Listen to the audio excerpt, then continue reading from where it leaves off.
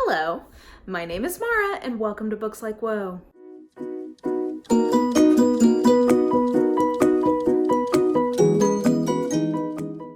Okay guys, today we have a video that has been long requested here on Books Like Whoa. Something that I have been trepidatious to film because of just the number of books involved. And I finally found a way to do this that I think will satisfy the kind of underlying gist of the request, but will be in a way that does not drive me insane. So that is, today we are doing a bookshelf tour of all of the books that I have around my house. I have, I guess, 8 bookshelves scattered amongst my various rooms in this house. And I am not going to do a traditional bookshelf tour where I take out every single book and show it to you. I love those. Like, I like watching them. I totally get why people want me to do that. But I have, I think, like, probably about 1,000 books in physical. I don't want to do that. Like, that's just what it boils down to. That doesn't sound like fun to me. In the future, at the end of the year, I am going to do a similar video to what I did last year where I did my Penguin Clothbound collection and showed every book. I'm going to do that for all of my classics, and then I will also do that for all of my Agatha Christie collection because I said that I would do that. So I will have like a more traditional bookshelf tour for those 2 collections, but I'm just gonna go shelf by shelf and talk with you guys about what kinds of books I have. You'll see them all, you just won't see all of their covers. There's a couple of things that I want to say before we dive into this. First of all, if you are somebody who just doesn't like these, please don't watch this. Like, this is something that some people enjoy watching, other people won't. If you're somebody who won't enjoy watching this, you have my permission to click off now. Second of all, if you are somebody who will feel bad seeing a lot of books on someone else's shelves in terms of maybe you're just in a place in life where you do not have the space or you do not have the funds or whatever to have a big collection, you would like it. If watching this will make you feel bad about that, please don't watch it, because the coolest, most awesome thing you can be doing is using your resources to address your responsibilities and using your space in a way that makes sense for you. This is the first time in my entire life where I have had carte blanche to start really digging into acquiring physical books. For a very long time, I was moving from place to place and I really just couldn't justify, don't get me wrong, I still had a large collection, but right now, in theory, I have enough space in my home where I could have as many as I want. And I'm also, for the first time in my life, in a place financially where that is not something that is irresponsible for me to do. I can as long as I just didn't go absolutely wild, and in any given month, whatever book I would like to buy for myself, I can. And that is the first time I can ever really say that. So I just want to caveat there that if you either will just not enjoy this, please don't watch it, or if this is gonna stir up things in you that you don't need to have stirred up, also please don't watch this. Finally, I want to be really clear. I love collecting physical books. I also love collecting ebooks. I like collecting books of any kind. This is a hobby for me. It's something I really enjoy.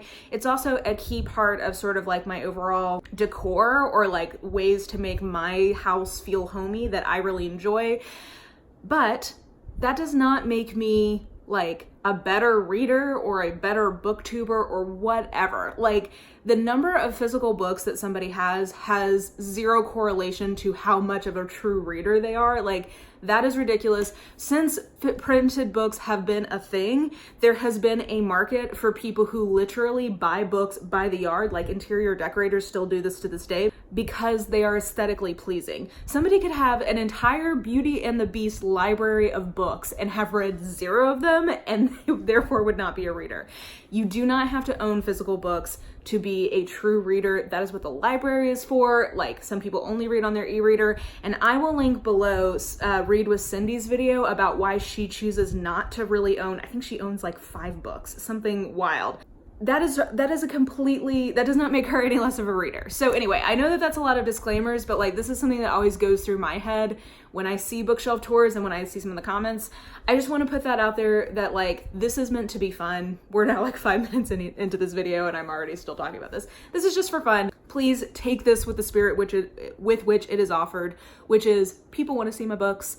And I love my books. I really do. They bring me a ton of joy. I don't feel guilty having them. This is the thing in my life I most enjoy buying. And so there you go. All that to say, let's jump in. We're gonna start here in my bedroom with my smallest shelf, and then we will make my way around the house. I hope you guys enjoy this, and I'll catch you here at the end to say goodbye. Okay guys, bookshelf number 1 is going to be what I call my imminent TBR shelf. And you guys see, you can see that this is in my bedroom. This is my bed right here with my covers and whatnot. This is something you guys see whenever I'm doing my what I'm reading right now videos. I keep it a little more cash and kind of like to sit in front of my imminent TBR shelf here. And I don't know, in general, whenever I'm trying to be a little bit more casual, this is a pretty quick setup for me. So I will often bring you guys in here for those kinds of videos. I call it my imminent TBR list because there's this is basically my shelf where things that I am planning on reading in the next 2 months can sometimes live, slash things that I want to pull sometime in the next 2 months can live. So as of this moment in July, this is kind of what's on here. So yeah, it's like a bookshelf tree, and then over it, I'll just point out that I have my Penguin postcard collection, quote unquote art that I made. I basically made myself a poster out of a bunch of Penguin postcards. So that lives here as well. So coming in a little closer, I don't necessarily have a very specific way that I organize these books. This is much more about kind of doing load balancing, because while this I think is a much more functional bookshelf for me than when I had a TBR cart in here, this is definitely a lot more useful. It is kind of a flimsy kind of bookshelf. This is not super sturdy. I got this for $50 off of Amazon, and it looks nice and it works for me, but I do try to be pretty careful that I'm kind of balancing the weight of the books as best I can. So some of these things are not even imminent TBR things, they just kind of help with the load balancing. I try to have lighter books on the top and then heavier books towards the bottom. So that's really how this is organized right now. Do a slow pan, and yeah, there's no real rhyme or reason here other than just how much these books weigh. And yeah, this is pretty typical, actually sort of light right now. I usually have a few more books on this TBR shelf, but that is this bookshelf right now. Okay, and then this is the bookshelf that I kind of feel like I am most known for at this point in terms of the books you most regularly see in my backdrop, just because this is, in terms of lighting and whatnot, one of the easier places to film in my house, and also they look nice. I like the way they look, at least. And this is kind of what I think of as my main collection shelves. So any kind of series that I'm collecting in terms of a edition type series, for example, the Penguin Clothbound Classics, obviously, but also Everyman's Library, a couple of others. Those kinds of collections live out on these 3 bookshelves. And right now, I really like the way this looks, but I also do have a little bit of room to grow on here, which is good.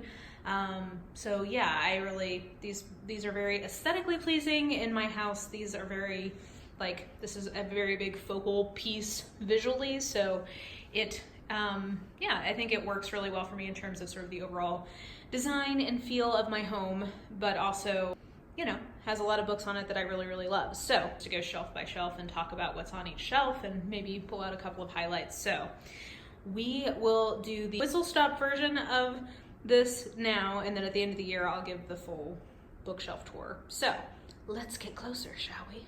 Okay, so the upper left-hand shelf is 3 different collections and then a few random books. So first with the random ones, so I've got a couple of manners type books, and I just like the way they look, so they live out here. And then I just have dipped my toes into collecting this Pulp the Classics edition.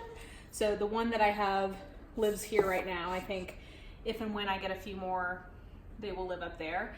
I also have 3 of these editions, which is the Macmillan Collector's Library.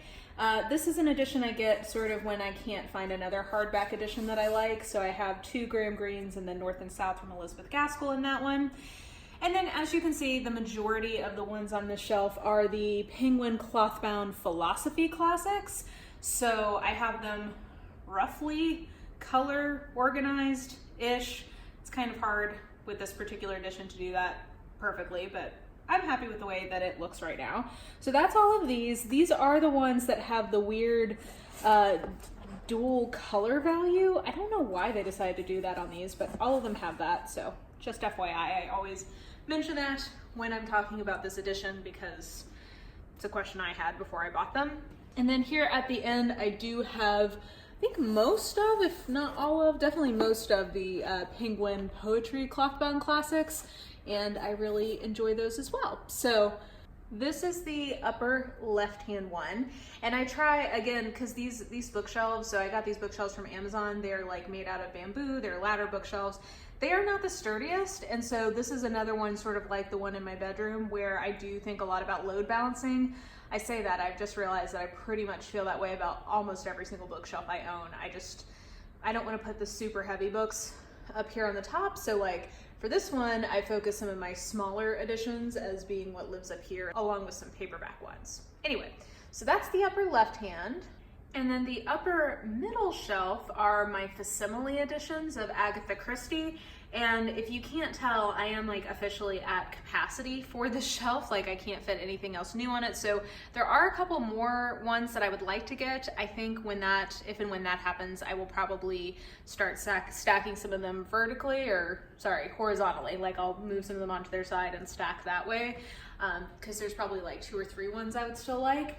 But yeah, these are super cool editions. They're like my favorite Agatha Christie edition, which is why I collect them. And they all have the original covers that were published for each Agatha Christie, the original UK covers, that is, I should specify that. And I just think that they're beautiful. I really enjoy having them. Yeah, they're some of my favorite things to collect, and one of my collections that is still actively growing because there's ones that are out that I don't have that I would like, as opposed to like Penguin Clothbound. That's more of as they release new ones, I get them. So this is the upper middle shelf. And then here on the upper right shelf, I have a couple of paperback editions that live up here, as well as a collection that I'm definitely hoping to expand on. So I've got this Everyman's Library Pocket Poetry, a few of these, and that is, I think, going to be one of my next collection focuses. I'm gonna be getting more of those, so I foresee this shelf being where those ultimately will live. But for now, I'm also housing the Verrego Modern Classics, these beautiful green spines. This collection will live out here for right now. And then I also have my Penguin orange spines living out here. But like I said, I foresee these paperbacks eventually moving into my office and this getting replaced mostly with these Penguin clothbound ones. In terms of this little teapot, a dear friend of mine got a miniature tea set, and each one of the people in my little friend group at that time took a different piece of the tea set, and so that one definitely has a lot of special meaning to me because it reminds me of that time when I was living in Vancouver. That was from the tea shop that we all loved going to and kind of treating ourselves to when we could, and it makes me think of that friend group. So that is the topmost shelf, so we'll move on to the Penguin section. Okay, so in the middle part of my bookshelf out here is where I have all of my Penguin clothbound classics, and this is sort of at like height, like chest height level or eye level, and since this is my favorite thing to collect, I kind of wanted to have that be where your eye went to most prominently. Right now I do have a few of these facing out just because I have room to grow on these shelves, so I just have them a few facing out. The Odyssey is one of my favorite covers. That's why I chose that one to face out on this section. That little quote-unquote fake succulent is fake, and it is from Target. I have a lot of little succulents like that throughout my house because I think they make nice little tchotchke things to help kind of make things feel a little more homey. Yeah, and so this first shelf, these are all of the blue and kind of green toned ones beginning to verge into the yellow kind of over here on the side. Like I said, at the end of the year, I'll do a full bookshelf tour where I will pull each of these out and show you what the full volume looks like. But for now, this is my blue and green Penguin clothbound classics. Then here in the middle are the books that you guys see a lot of in my videos. So this is sort of what's most prominently behind me often. And we've got a couple of different editions going here. So first of all, in terms of like how the Penguin cloth-bound classics are arranged, I have like kind of yellowy, browny ones over here. I have like the purpley ones here. And then this is meant to be sort of the ones that are like neutral-ish here, and this is often what is like behind my head when I'm sitting. Usually I'm sitting like here-ish. So I think as more books come into the overall collection, this will start to change a little bit more. I also always have to think about just like the amount of space I have on a given shelf. So sometimes I can't for the overall balance, you can't have things exactly the way you would like in theory, I would like to take this sort of purpley one and put it up here, but it doesn't totally work with the books that I have right now. So it's the gray background of it. I have it live with the neutral ones. So those are the Penguin cloth-bound classics. And then I do have a few face out Agatha Christie editions just because they're some of the most beautiful covers that I have. So I like to show them. So these two up here are in a special edition from the UK that are cloth-bound hardbacks, and they are, I think, essentially they're HarperCollins, and I think they're basically made in collaboration with the Christie estate, if I'm remembering rightly. So you can see HarperCollins right here. I had to get these through Book Depository, though I did see them when I was last in London. I did see these in the bookstores, so I think that they're more easily available still, at least as of the spring in the UK. So I just absolutely love those. Pretty much all of those are train themed. So each of the 4 ones I have, you'll see the other 2 when we get lower down. Each of the 4 ones that I have some sort of train or transportation theme to them, which I think is super cool. Then I also, I should mention, I have this mug that Leanna from Leanna's Library gave me recently. It says straight out of Mary Mead, which is a nice little reference to how savage St. Mary Mead is in the Miss Marple books. So right now I have it living out on this shelf for as long as Mission Marple is going on. It's gonna stay right there. I may move it once that is over, but I love that. I thought that was such a fun gift from her. And then speaking of gifts, so first I got, these are both the 2 Christie leather-bound Barnes & Noble editions, and Bethany from Beautifully Bookish Bethany gave me this book for Christmas last year, and I absolutely loved it, so I went out and got the other one that kind of matched the style. Yeah, I just think they're beautiful. Again, those are Barnes & Noble editions, so you can get them there. And then there's like a random little magnifying glass that lives there as well. Okay, and then the last of my Penguin cloth-bound shelves are my kind of like red and orangey pinky ones, also including some more neutral colored ones. I like the overall effect that this gives. Also, this Don Quixote one is the one I have face out because it's probably my favorite cover in the entire collection. So that was the one I definitely wanted to have displaying prominently. I think depending on kind of which releases they have and what they look like coming out in the future, this will likely change, but for now this works pretty well for me in terms of like vague color matching. I do have days where I'm tempted to just totally give up on the color, like the rainbowy effect of it, and just go totally blended, and I don't know, I may do that, we'll see. For now, this works pretty well. Okay, and then moving left to right on some of my lower shelves. So first on this one, I have the beginning of a bookend. You will see the end of it on the other side of the shelf. But this is sort of I have two shelves that are sort of like miscellaneous classics. And depending on how my collection evolves over time, they may stay out here, they may move back into my office. But for now, just based on like the space that I have, this is working. So I have like my J.D. Salingers. I have another one of those beautiful Agatha Christie HarperCollins editions from the UK, face out. I have some Marilyn Robinson, my Harper Lees, and then a few hardback classics to go with that. So this is sort of a hodgepodgey shelf, but it's lower down, so it's not as eye-catching, and that is just fine. Then I have my red spined Everyman's Library editions, and this is definitely my preferred edition for Everyman's Library. I just like the way the red spines look better than the black, personal preference. Yeah, this is an ever-growing collection, so there's a good chance that sometime in the future this will have to expand probably out to these sides, but for now this can get the job done. And then I have this like random little gold globy thing as a decoration. And then on the far right shelf for this level, You see I've got the other bookend here, and then I've got a few different collections going. So I've got 2 random books. I have The Heart is a Lonely Hunter, and then this copy of Little Women my grandmother actually gave me before she passed away, so I definitely enjoy holding on to it. It is right next to the Little Women edition from the Penguin and Bloom collection. So I have those 4 books. I have a few Picador modern classics, so some like women writers, some classics from them, which I quite like the way those look. There's another Facing Out Agatha Christie here. And then I do have a few of these Penguin drop caps editions. This is not one that I foresee getting the full edition or like the full collection for, but I did want a few. I'm happy with the ones I have. So let's move to the bottom. Down here on the bottom shelf, so first these are the black spined Everyman's Library editions.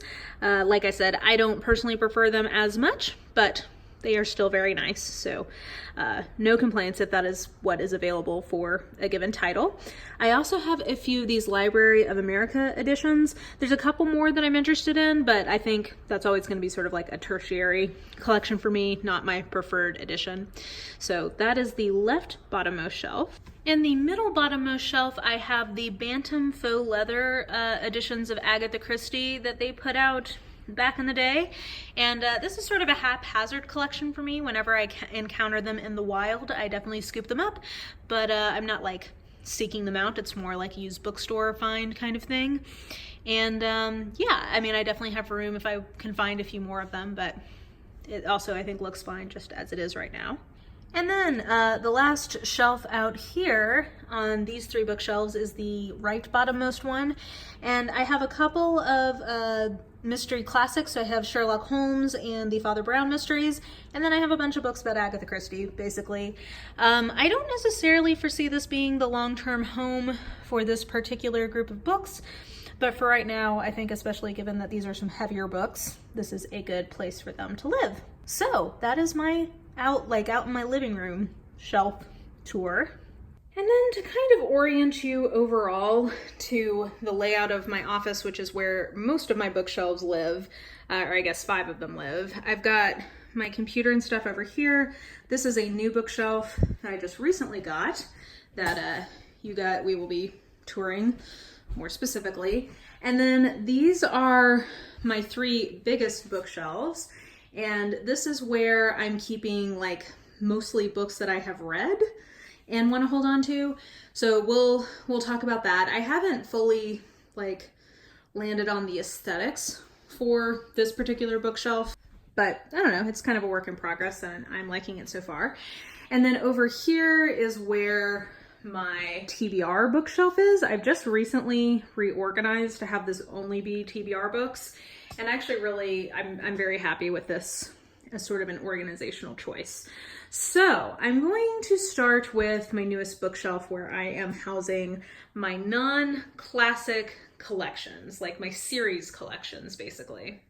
Okay, so this is sort of the overall view of this bookshelf. I'm sorry for the weird angle, but I'm trying to avoid having too many of my like friends and family members in the background of this, just because like this isn't their channel, this is my channel, and they haven't told me I can put them in it. So this is a present from my mother, which was very kind of her. This was on my Amazon wish list. And it's sort of like, I just really like the sort of mid-century modern kind of vibe to it. So it's sort of like this very square, squatty little bookshelf.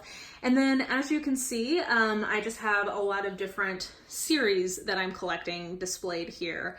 And some of these are collector's editions and some of these are just the editions that I have. So I will start at the top and work my way down. Okay, so up at the top, so on top of my bookshelf right now, I have a random elephant candle. I have a random glass box.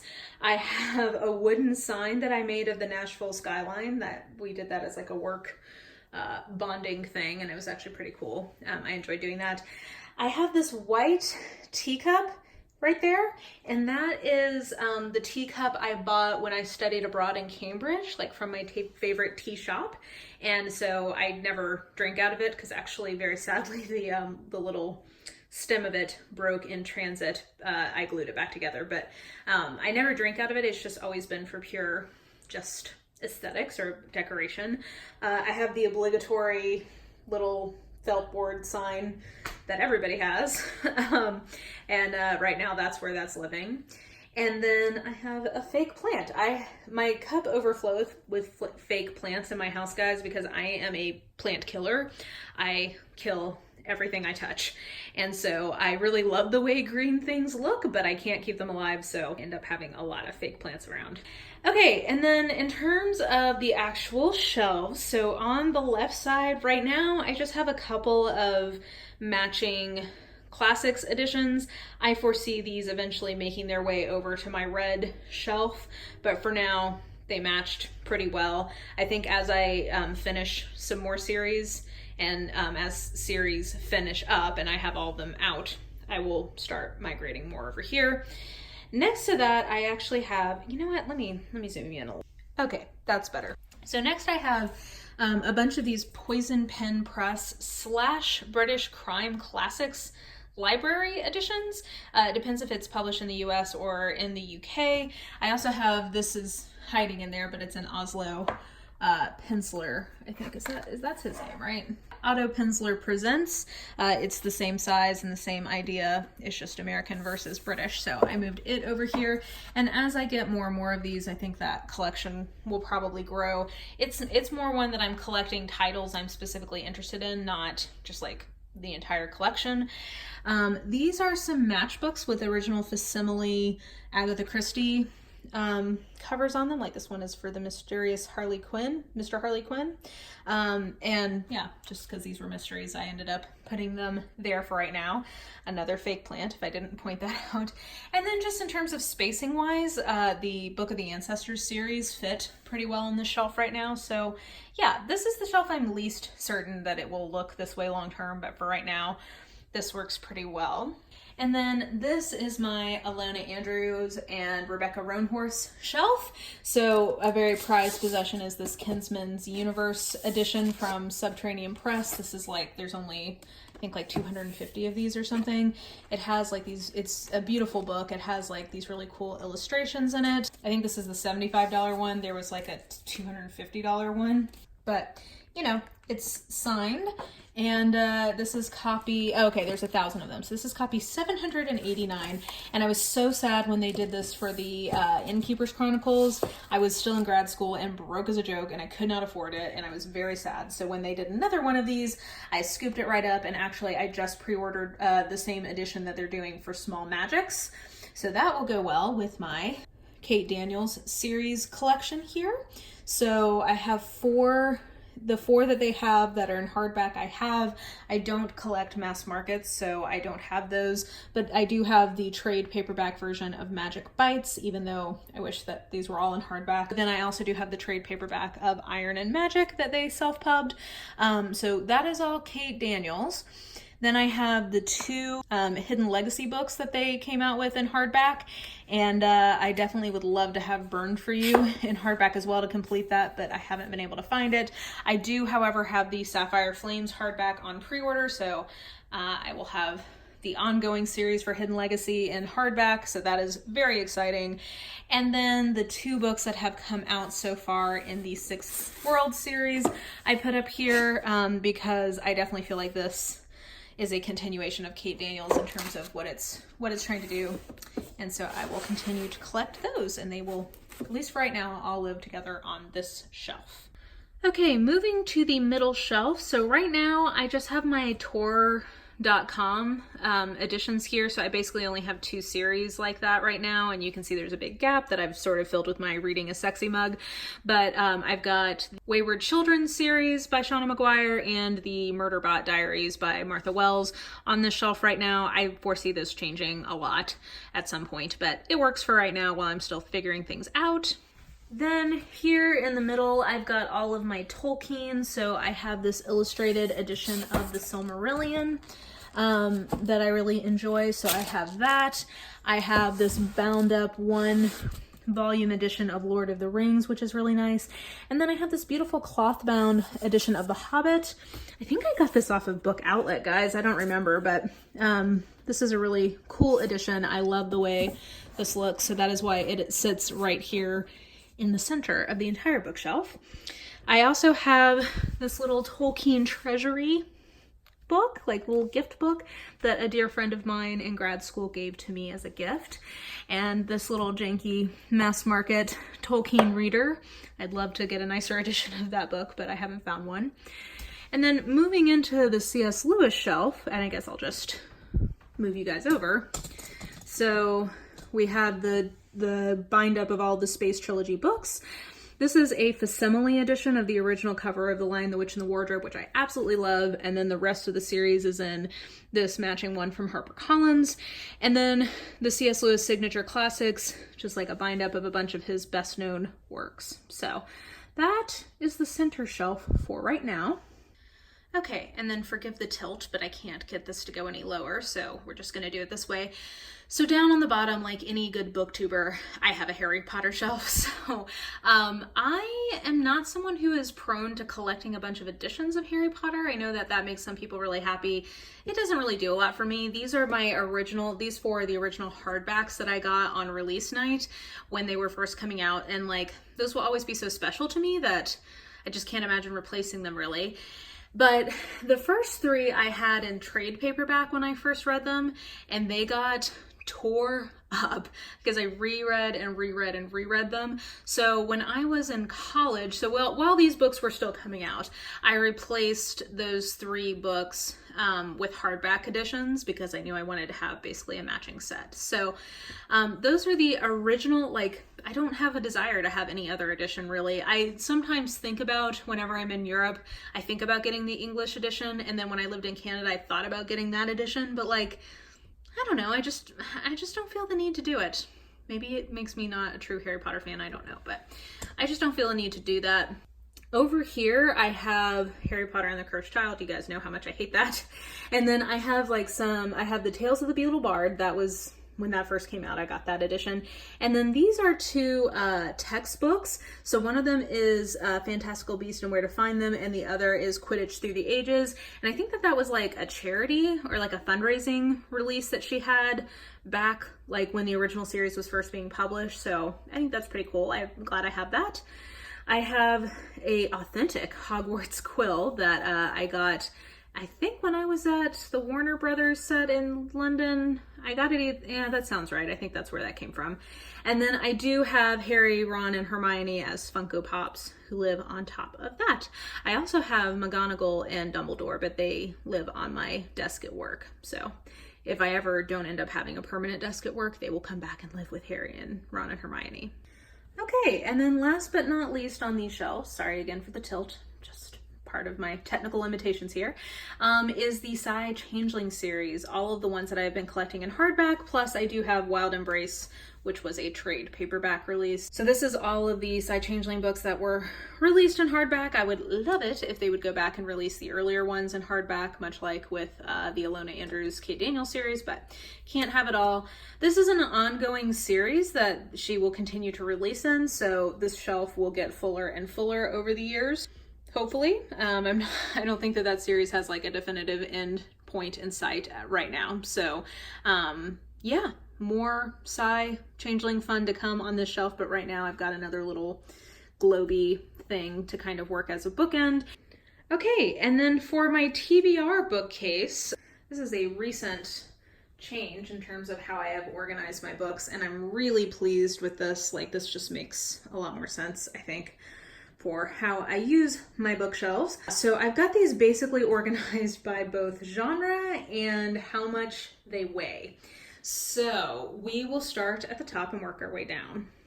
Okay, so up here, we basically have like what I would think of as sort of general fiction. We also have Belle and the Beast as Funko Pops, because why not? But just sort of like short story collections, general fiction, YA, literary fiction, historical fiction, and, you know, just sort of like non-speculative, non-fiction, general stuff. You can see that I've got the three of the Elena Ferrante books. I need to get the last one, assuming that I like any of them, because I've not read any of these yet. And yeah, I've not read anything as of this filming that is on this shelf, so these are all to be reads. So this top one is my general fiction. And then the second to the top is my paperback mystery section. So these are all mysteries of one shape or another. And These are all to be read. I put face out 2 of the ones that I think have the nicest covers just to sort of fill in. This is nice because, again, I think you'll hear me say this a lot throughout, but right now I'm in a place where I have room to grow with my shelves, which is great.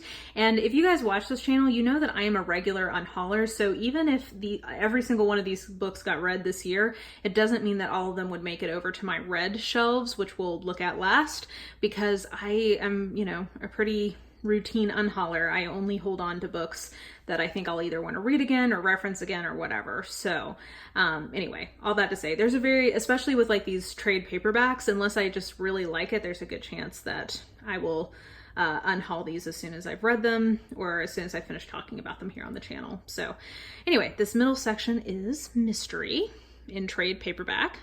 And then this sort of middle shelf is hardback, either SFF or mystery, and then a couple of just general fiction-y ones that didn't fit well on other shelves because this shelf has more room. That's why I did it this way. So starting over here, we've got more speculative fiction. Some of these are sequels to series that I've already started. Some of these are standalones or just first in series that I haven't read. So yeah, that is sort of most of this shelf, I guess I would say. And then I do have some hardback mystery right through here. So ones that I'm not imminently planning on reading, but do want to get to. And then a couple of just like general fiction things that were kind of tall. So they ended up living here on this middle shelf. And then on another one of these kind of shorter shelves, I put my trade paperback genre fiction that is not mystery. So anything that's like, so over here we've got kind of romancy section moving into fantasy and, you know, science fiction or whatever. That is kind of what we've got here on this middle shelf. I do also have this really cool wine glass here that my friend got me that says Books Like Whoa, and I'm using it as sort of like a bookend right now on the shelf. But yeah, so I've got a couple of Mark Lawrence's Face Out because I really like the way those covers looked. And yeah, that is my genre trade paperbacks TBR. So this shelf is my hardback genre fiction TBR, except for this little series. This really should be on the bottom shelf, but for weight reasons, I decided to put this on the second to bottom shelf and some other ones on the bottom. We will get there. But yeah, so most of these are like genre fiction of one kind or another, and they're on my TBR, though I do see actually The Lies of Lucklemore here. That is a book I have read, so I should probably move that over to my red shelf. But yeah, I've got Scythe out by Neil Shusterman because I just liked the cover best out of the ones that were going to live on the shelf. And these are kind of lower priority genre fiction picks that I will get to at some. Okay, and then here at the bottom, again, forgive the tilt, that is just part of what we're dealing with today. Most of what this is non-fiction TBR that the books are physically rather heavy or weighty. And because this is the bottom shelf, I like to try to put my heavier books towards the bottom. That is why the only exception to that are these 3 Stephen Kings and this one Patrick Rothfuss little section that in theory should be on this shelf right here, but I didn't put it there just because they're very chunky, heavy books and I wanted to have them as sort of like anchors on the shelf as a whole. But yeah, so this is, the rest of that shelf though is TBR for me of nonfiction books, and some of it is philosophy, some of it's history, some of it's biography, like whole range of TBR nonfiction here on the bottom of the shelf. And yeah, I think that will do it for the TBR bookcase. Okay guys, and finally we come to my biggest bookshelf slash 3 bookshelves smushed together to make my biggest bookshelf. Warning here is that lighting, haven't been able to figure out a great way to do it. Also, I can't get the whole thing in frame. So, ooh, pan, there we go. Some overall comments is that this is a shelf that I've mostly now reserved for books that I have read and am keeping.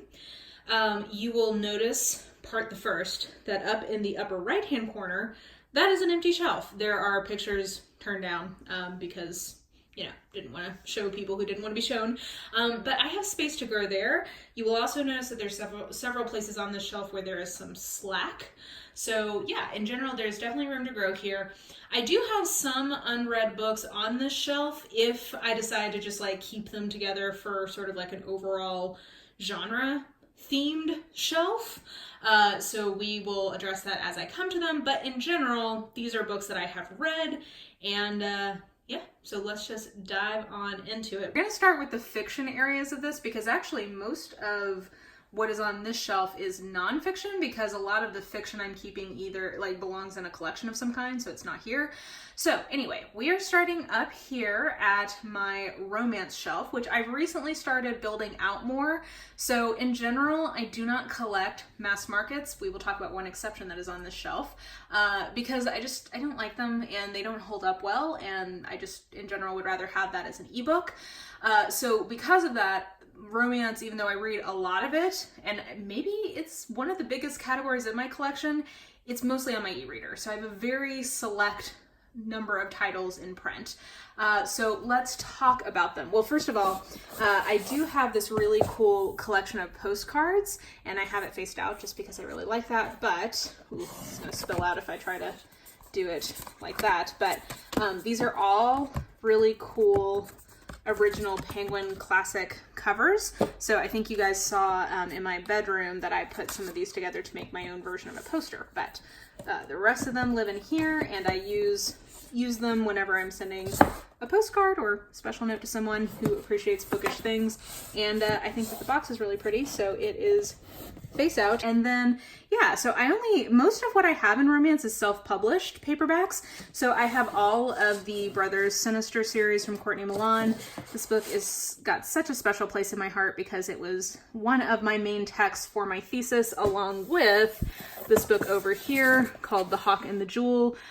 I don't like this book, but it does have a special place in my heart just because of that project. Along with Jane Eyre, those were kind of my three primary texts that I was exploring. So I do love this series, and I have all four of them in paperback, but I haven't read the fourth one yet, so it doesn't live on this shelf yet. Then I've been collecting some Mariana Zapata in her trade paperbacks because, again, independent author, I like to try to support them as I can. So when some of my favorite romance ones are releasing their own paperbacks, I like to try to get some of my favorite ones. My favorite Mariana Zapata is definitely The Wall of Winnipeg and Me, and I got this copy when I was in LA at the Ripped Bodice. Then I just have to point out to you that this book is one of my most prized possessions. This is The Marriage Deal by Sarah Craven. Look at the femolet on this woman on the cover and the coif on him. This was the first romance novel I ever read. I was at the beach with a bunch of my friends when I was in high school, and it had just a pile of these kinds of books in this random bookshelf in the corner.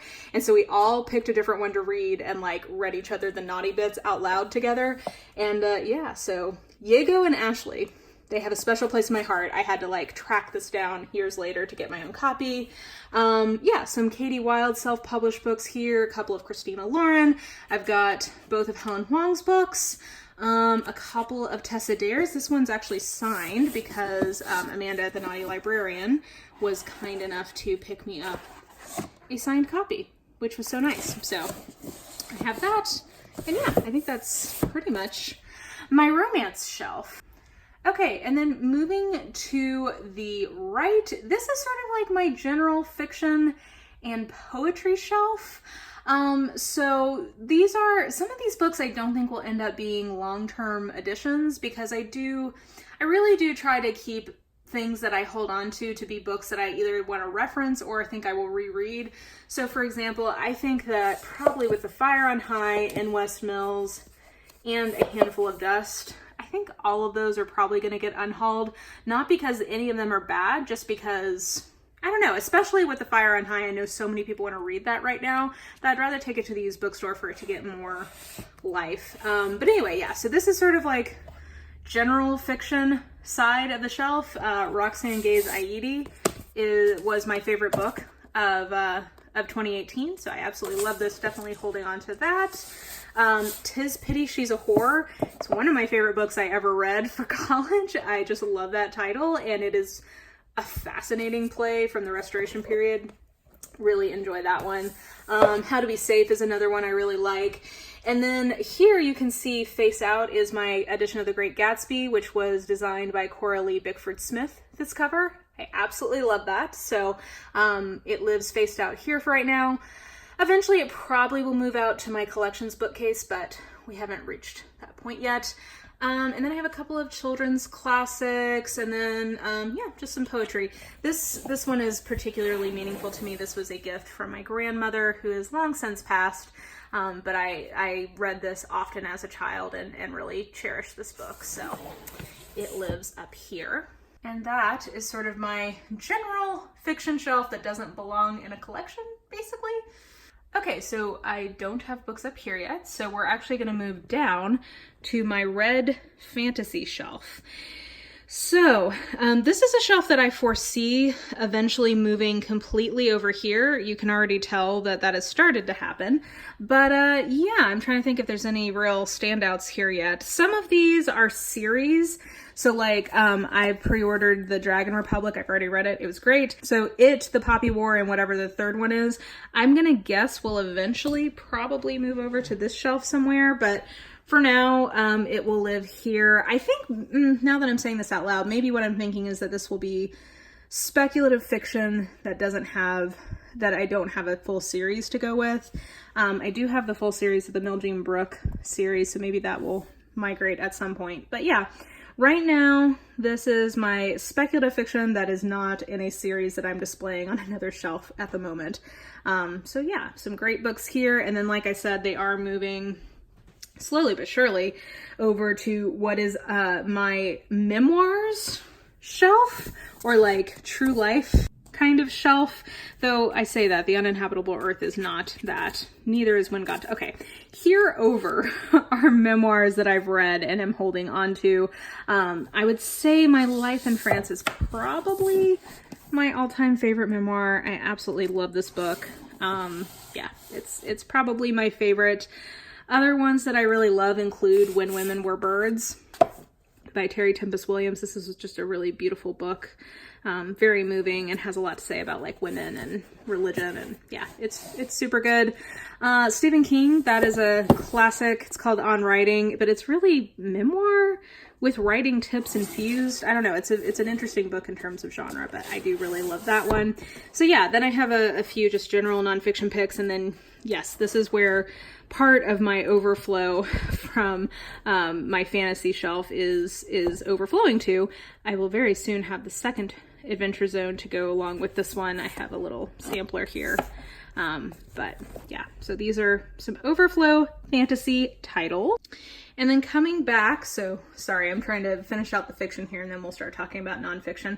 So this is fantasy, and then the shelf below it this is my mystery shelf. Now, I keep very few mysteries, really. I've realized that more and more as time has gone on. For whatever reason, I tend to get rid of most of the mysteries that I have, or I tend to have them as ebooks. So for now, these are the mysteries I have. I will mention that I have a little overflow onto the nonfiction shelf next to it, which is 1222, and I will be unhauling that as soon as I film a review with it, because I did not enjoy that book. So a little temporary overflow, but I do think long term that shelf will become more mystery overflow, assuming that I find more and more mysteries that I actually want to continue to own.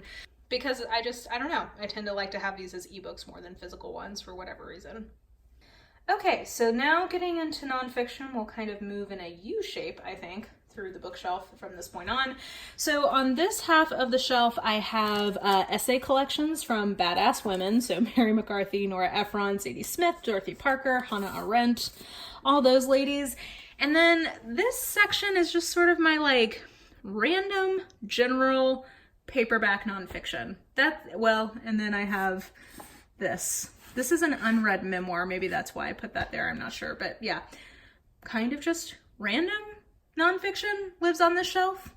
And then moving down from this shelf by one, we have on this part of the shelf are things about like nutritional science in one form or another. So I just decided that this would be a section of nonfiction that has both read and unread books in it on this shelf, just to keep the genre together. I have The Color of Law face out because that particular copy was the last birthday present I ever gave to my dad, and this was the last thing he read before he passed away, and he was really enjoying it, so it is sentimentally precious to me. And then on the right side of this shelf, we have historical nonfiction that I've not yet read, as well as 3 essay collections from Marilyn Robinson that I haven't read yet. So again, kind of trying to find ways to logically group these, even though they don't always, like, I don't know. Whenever you try to group books in any way, be it by genre or color or author name, like whatever, you're always going to have moments where you're like, these are not fitting together the way that I would really like them to on this shelf. So I'm just trying to balance my like obsessive need to have these categorized in some way with the realities of the shelf space I have. So, and then moving to the bottom row. So on this bottom row is basically all read historical nonfiction. So this has everything from like a history of class in America called White Trash, a history of the concept of individualism called Inventing the Individual.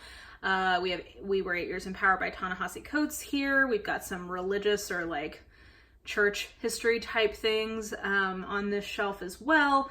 The Kiss of the La Mourette is a really, really great cultural history of France, and I've recently been really itching to read more from Robert Darnton just because I really liked that book so much when I read it in college. Yeah, so this is just generally historical nonfiction. I'm just double checking. I think all of this is stuff I've already read. I think that's how I organized this. So yeah. So, sorry about the lighting. That's just how it goes. So this shelf one to the right is some things from grad school, some binders of stuff I did in grad school. And I think ultimately this entire shelf will become that once I remember to bring the rest of those binders back from my mom's house. But right now I also on this bottom shelf have heavy in the sense of like physical weight, autobiography and biography. So we've got like March from John Lewis, which is autobiography, a fantastic biography of Shakespeare called Will in the World, one of my all-time favorite biographies by Stephen Greenblatt, and then a few C.S. Lewis letters or biographies, which are all really good. So kind of this shelf is mostly organized by its physical weight. And then moving up by one shelf, so we are over the binder shelf, is all of my women-related nonfiction. So I would say from roughly like here over are either histories related to gender, biographies heavily, or autobiographies, memoirs heavily related to gender, things about women in the ancient world. There is some gender philosophy here, so you can see Gender Trouble by Judith Butler, Rage Becomes Her, Not That Bad, edited by Roxane Gay. Like all of these are things that are in some way or other related to ladies, either primary source things, like I've got John Stuart Mill's on the subjugation of women here. Yeah, there's just a whole variety of different lady-related stuff. I've got a different religious lady-related stuff section on another shelf that we will get to. But then from here over are all things that have to do with literary studies of romance. So a lot of these were things that I used as texts in my thesis, so I held on to all of those. I'm also so excited about this Human in Death book once I get far enough into the In Death series. That is a literary study of the In Death series that I am so excited to read. I also have the official Nora Roberts Companion because that was on Book Outlet, and I was like, yeah, sure, I need that. That sounds awesome. So this is my entire shelf related to women, our problems, our history, our future, all of those things. Okay, so now we're gonna move over here. This is going to be some of the most awkward camera work, guys, and I apologize that I don't have like amazing camera work in this video, but you know, your girl's a hobbyist. I'm not a professional. We're just making it work. So we'll just go straight up from here, but the next 3 shelves are all having to do with philosophy or Christianity. So this bottom shelf is somewhat organized by the weight of the tomes, but it's also organized by things that are like truly very specifically related to Christianity. A lot of these come from my time in grad school. So like, for instance, I've got like my Greek New Testament here. So if and when I ever get the fancy to read the New Testament, I always try to make myself do it in either Greek or French, just because like because I grew up fundamentalist, I know those passages really well in English, so it is a good way to kind of keep my skill set up. Anyway, so yeah, there's a lot of like biblical studies type titles here. If I were going to recommend anything from this shelf, I would probably say it is The New Testament and the People of God by N.T. Wright. This is one of those books that changed my life because it fundamentally changed the way that I read the Bible. So thankful for that. This is interesting looking at because there was a time in my life where like half the books I owned were related to Christianity, and yeah, that time has definitely passed. So there's only a few shelves of it left at this point. So it's really the things that I really wanted to hold on to from Purge that I've done over this collection over the years. So anyway, let's move up one shelf. Okay, so we see more of what's left of my physical C.S. Lewis collection here. I used to have every single C.S. Lewis book in physical form, and actually, as his books have been going on sale in their ebook form, I've been trying to convert out of that to the degree possible, unless I can get a really nice hardback. So for instance, I really enjoy this illustrated Screwtape Letters, so I'm happy to have that as both an ebook and as a physical book, but mostly converting these into ebooks just because they were taking up so much space on my shelves. And then a lot of this stuff over here is what I would call specifically Christian related philosophy of various stripes.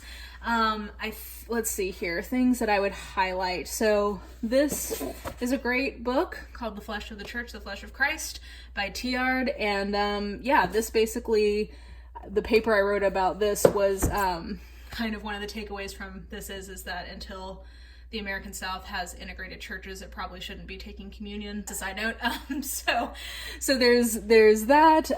Let's see, what else do I got on here? We've got a little bit of Frederick Buechner.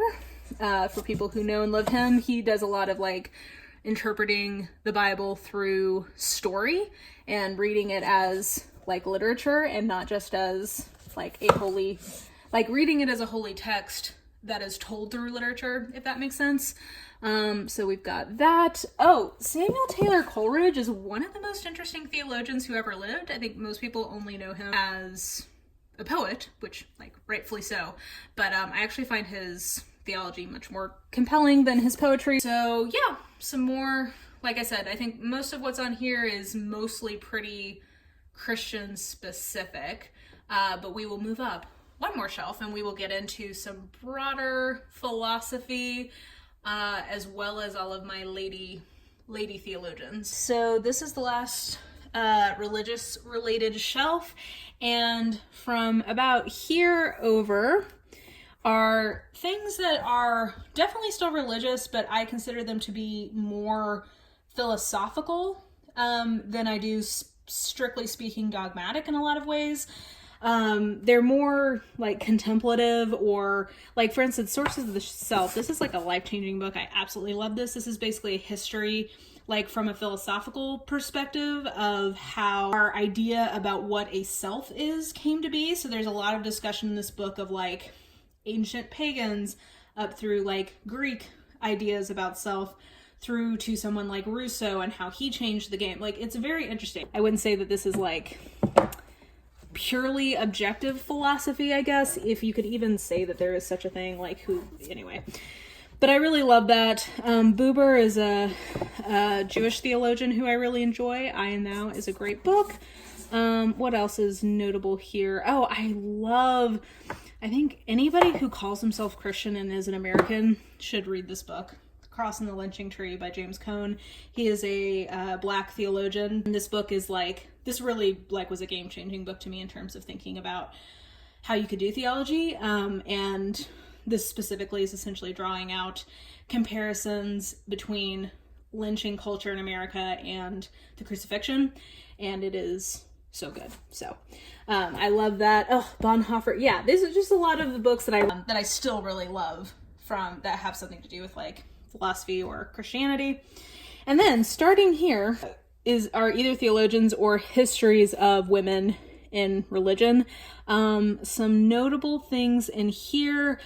I really love this book, Evangelical Identity and Gendered Family Life, basically this is making the argument that the whole complementarian versus egalitarian split is much more about a symbolic separation of the world and not how families actually function practically. This was it had a lot of descriptive power to my experience in fundamental evangelical circles. I really love this one, Ungodly Women, Gender in the First Wave of American Fundamentalism. That's a great book by Betty DeBerg. The Bendroth is also really good, which is Fundamentalism and Gender, 1875 to Present. That is excellent. Yeah. So anyway, this is like God and the Ladies, this section. Oh yeah, Women in Our League. Man, this is just making me excited about some of these books. This is an older one, but this is really, really good. Anyway, yeah. So that is this shelf. A lot of transformational books on this shelf for me. And then last but not least, we have my shelf of writing / literary studies that were not specifically about romances. So pretty much all of these have to do with writing itself. Some of them are specific genre studies, so like talking about detective fiction by P.D. James. That's specifically about mysteries, but some of them are more broad. Some of them are style guides like Dreyer's English. Wonder Book. This is a beautiful book about writing from Jeff Vandermeer, and I think for speculative fiction this is a great one, and it just has a lot of really inspiring illustrations in it.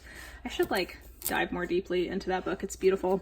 You've got like Your Bird by Bird, which is a classic. Flannery O'Connor's Mystery and Manners.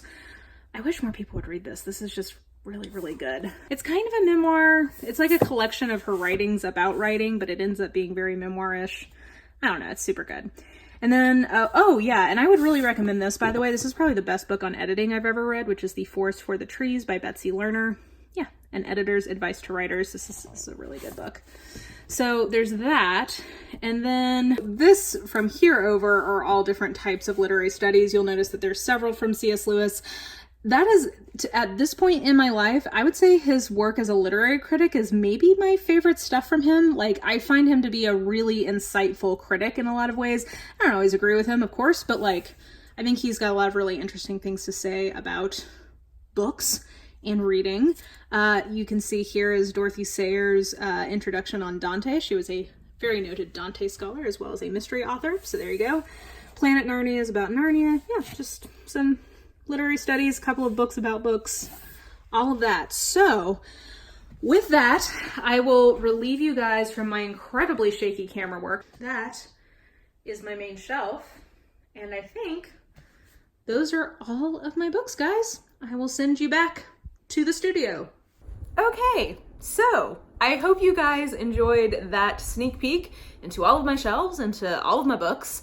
And I hope it lived up to your expectations and this was a happy medium of giving y'all a bookshelf tour without driving me insane. So let me know what you thought below.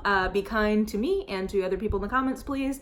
And I think that will do it. So I hope you guys enjoyed this video. And if you did, please like, subscribe, follow me on the social medias if you are so inclined. I have all that information listed in the description box below. And I think that will do it. Hope you're having a super lovely day and I will just talk to you soon. Bye!